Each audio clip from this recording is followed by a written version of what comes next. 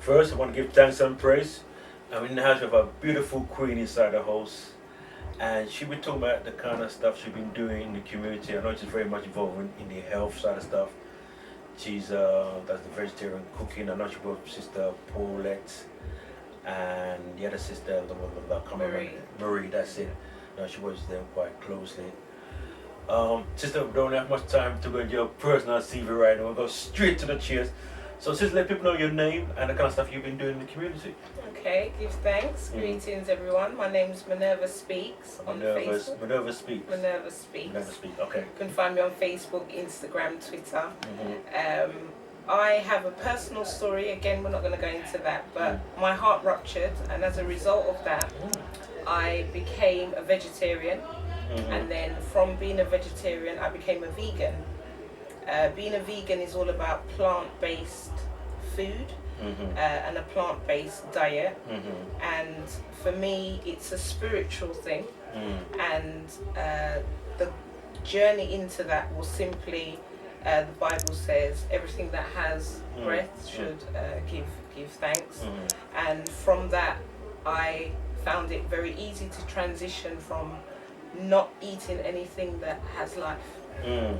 So let me just jump in there. So you took on that journey to eat more plant-based diet, so to speak, yeah, vegetarian. I mean, how do you feel in terms of so people know, yeah? If I could say on top of the world, it wouldn't be far wrong. Obviously, having 10 hours of life-saving surgery street away from Harley Street will give rise to how serious it is when your heart ruptures. Very serious, yeah. And to go to your GP and have a blood test and they ask you, how is it your blood has returned to normal, gives strength to the fact that you can eat for your DNA. We can eat and change our diet. I've lost weight, my melanin has come back, I'm darker than I've ever been, I'm more joyful and happier than I've ever been. People that know me from my work on Facebook know that I'm inspirational, I'm motivated 365 days of the week, of the year, and every day I put up something to inspire others because it's how I feel. Every day is a blessing, it's a joy to wake up, and anything other than that is a bonus. Okay then. And you said that you went on a spiritual journey as well? Yeah, the spiritual journey is simply, there are many competing religions as well as other things that compete for our time in this society that we're in. And I find that as long as you believe in a God, whatever your God is, whether it's Allah, whether it's Jah, whether it's God, and you stay connected to the source, you go out into nature, you're around nature, you understand the elements, you embrace the elements, right. You will grow as because we are seeds, we are like the plants, like the things that are around us. We will grow as they will grow, and you will feel it. If your hair is natural, you start to see your hair shining, your skin will glow, your nails will grow, you're eating, because what you put in, the adage is, you are what you eat. Okay then. Let me just jump in. So who influenced you in terms of, professors, doctors, or who's had an impact on you? Throughout my studies, I majored as a scientist, so I'm a social scientist, and that's what you studied. Yeah. That's the first degree that I studied. Okay. But I studied 2 degrees together. Oh. Just randomly, I've just got a brain like that. So some of the old scientists, Freud and those kind of scientists. But then I met Oprah Winfrey in 1994. You met her? I did. Personally? Yeah. Weird. Every woman said she met. Seriously? Yeah. Okay, Harper Studios in Chicago. Yeah. Okay, then now it gets interesting. Okay. And I do believe that meeting changed my life. Just because of her story, A first story. And also I've loved English literature, English language from school days, and the poet that I focused on was Maya Angelou. Okay. So the link between the two of them was just kind of made it a little trio, including me. Just that you struggle in life. Everybody's struggle is the hardest from their perspective, but it's not until you can look back, as I can do now in my 40s, I can look back and say, wow, I've been through some stuff. Maybe not as terrible as The Colour Purple and those other kind of books that we've read about, but I've been through some struggles, and I've come out the other side where I can find my joy in giving back and uplifting people and motivating people and helping people where I can. Okay, fantastic. So, as you said, you met Oprah. What was she like when you met her? I mean, what was it? She is, it's like meeting an aunt. Okay. An aunt that's been longing to meet you. Yeah, all right. Yeah. She's really warm and engaging, and she was really fascinated with the English accent, because Americans don't believe they have an accent. Just like we don't believe we have an accent, so that was quite nice. So she was fascinated by the accent. Yeah, okay then. And then what about other health practitioners? What come to mind straight away? People like Dr. Sebi, Dr. Africa. Were you influenced by their works as well, or? Yeah, I've been interested in Dr. Sebi's diet, but I also understand that his diet is from a male perspective. Male perspective. I would say. I didn't know that. That's very interesting. You're the first person who said that. Really, I always believe that you've got to, whenever you do research, you always have to understand and recognize and put out your bias as a researcher. So if I'm going to join a group, I have to acknowledge that I'm black, I'm a woman, and those things are going to skew the results that I come out with. Okay then. But that said, my late father with prostate cancer, he had some great tips and advice that could help my father, because it would balance a male's diet to a male's diet. But there's some things, I work closely with Esme's Groceries in Brixton. Okay, I don't know who Esme's Groceries in Brixton. She does a lot of roots and herbs from Jamaica. Okay. Like guinea hen weed, Cheney root, things like that. You can. The majority of her roots is to boil and to drink. So I make a lot of Irish moss. Okay. Make that ital with no milk, just some of the plain ingredients. And in doing that, I find that they don't fit in with Dr. Sebi's diet. Okay then. There's some things like breadfruit from Jamaica, he would say, are not ideal, but we know some of the things direct from Jamaica are still good. You know, it will still keep the body alkaline. It's just about proportionality, how you use it and how you balance it. That's, I agree with a lot of what he says, but that's, I think, for people that are trying to become alkaline.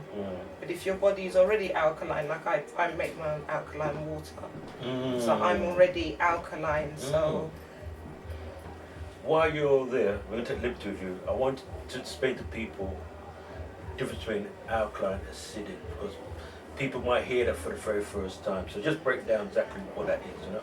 Okay, your body has a pH level. Sometimes, I'll use this quick example. Some people will have seen the Dove advert, and they soap up the Dove, they put a little tester stick on it, and they say if it goes a particular colour, it's too high in its pH levels. So in your body, you need to have a balance. I think it's about 6, 5 or 6. 5, I think it's a bit more. I think it might be a bit more. 6 something. 5, 6. Is it 5, 6? Yeah, or just under 7. Let's yes, say I know it's just under 7. Under 7. Yeah. And what that means is that your body is operating at a neutral level. So you haven't got too much bile and acid in your stomach, in your digestive system. If your body is more alkaline, then it's better. It means that you can digest food better. Your food is supposed to digest within 4 hours, and after 4 hours, every 4 hours after you eat, you're supposed to have a bowel movement. So if these things are not happening, it's an example and it's an indication that something is wrong within your system. Even the slightest thing, like your body should be able to tell you when you're dehydrated. Dry lips, a white tongue would indicate you need water. Okay, yes. Those kind of things. Your body will always give you an indication of what it needs. And then anybody, lots of people have heard this, if your body has any form of cancer in it, it's too acidic. Too acidic, yeah. So any form of disease is going to start in your body. It's going to start in your body because your body is acidic, more so than alkaline. That's why it's very important. It's just the same that have your body more alkaline, right? Because more alkaline you are, no disease can live in an alkaline body. You know, so it's very important to have your body more alkaline. That means eat a lot more vegetables, raw as possible. Drink a lot of water. Right, and yeah, so get your body and eat fruits in the morning time because that cleanses the body, and it's, you know, having a balance, you know. How you mentioned about Dr. Sabi, what about Dr. Laila Africa, Honorable Dr. Africa? Do you follow his works? Not as much because I've been developing what I've done because it works. And even though I say it in a jovial manner, the dietitian that I saw after my heart surgery asks me what I'm doing. And then I realised I needed to tell them they need to pay for that. Okay. Because if they're the dietitian, they've trained, and yet they're asking me what it is I'm doing, why I've lost the weight, why I'm healthy, then clearly one of us is doing something right for people of colour, and it's not them. So I took that to mean I needed to explore this, and this is where the cooking and the drinks and the recipes and so on have come through, because because the reason why I just jump in and talk about Dr. Africa, because again, I do gravitate towards Dr. Africa, so to me he's one of the greatest health practitioners to me on this planet. It's somebody that I will spend some time and look into as I develop the cooking program. So, alright, speed on to the cooking program. What do you mean cooking program? Just mention to the people there, cooking program. Well, on Facebook, I've just been putting up randomly my breakfasts, my lunches, my dinners, and people seem to like them. I was a cook for Haringey Council for a couple of years and cooked in nurseries. You're a cook for Haringey Council? Yeah. Okay. Yeah, so someone said they know about you. I'm a qualified cook, but it's not where I'm actually at in my life at the moment. So I believe that you eat with your eyes first of all. So my dishes have to look visually and aesthetically pleasing to me. Some people say, oh, you're ready for MasterChef, and we have a giggle, but that's just how I like my food to be colourful. I like it to...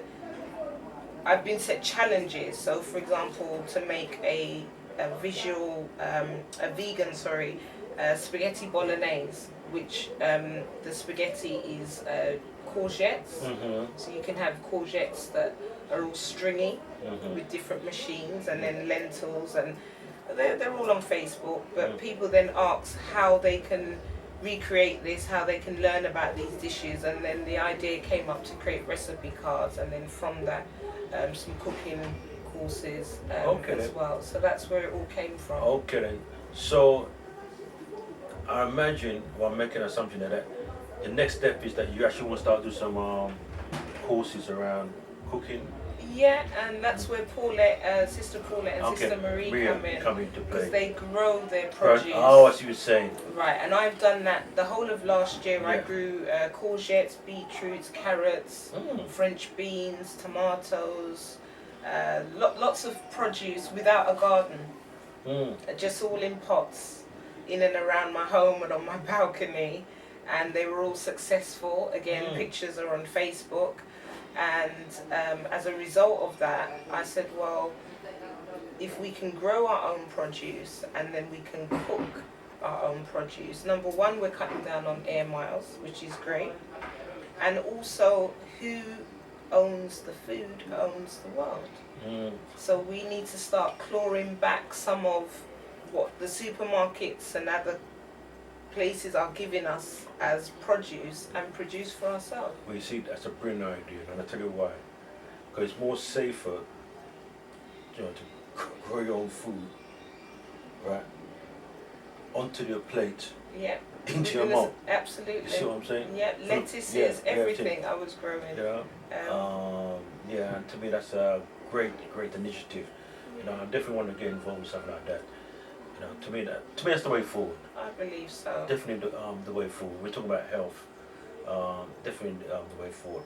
What I want to do is use the opportunity for you now, sister, to give out your Facebook, because you seem to be very, very versed on all, you know. So you met Oprah and all them people there. Hey, Tony, we have a celebrity, we have status now inside here, you know. You're the first person I know who's met Oprah, so. I'll use it to my advantage. Yeah. So give us your Facebook and people contact and whatever. Okay, so on Facebook it's Minerva Speaks. Spell that for the people there. Minerva is Minerva.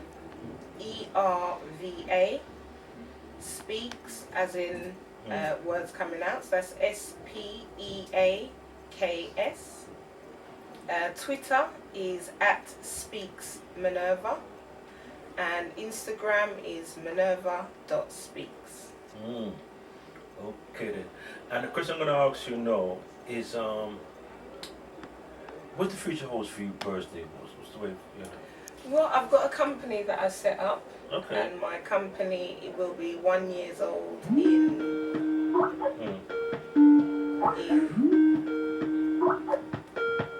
in July. And what I intend to do is I'm doing restorative justice at the moment in London prisons. Yeah? Yeah. What are you doing again? Sorry, you're doing Restorative justice. restorative justice. My second degree is in law. Okay then. So you have a degree in law? Yeah. Okay then. What's in law? Just go through to a little and we are finding all kind of things just come out, you know what I mean? You know? Alright. So And the first degree is in what?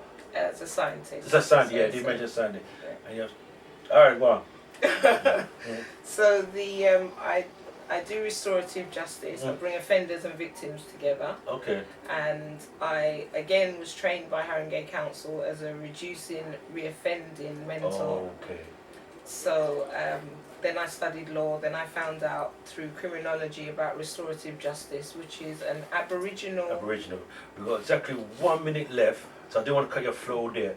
So what I want to do is put the pin in, because we have to bring you back in again, because you have so much to come out to you. Yeah? Okay. My sister, give thanks for being here. Yeah? And thank you for the invitation. All right then. You have enough talk, man.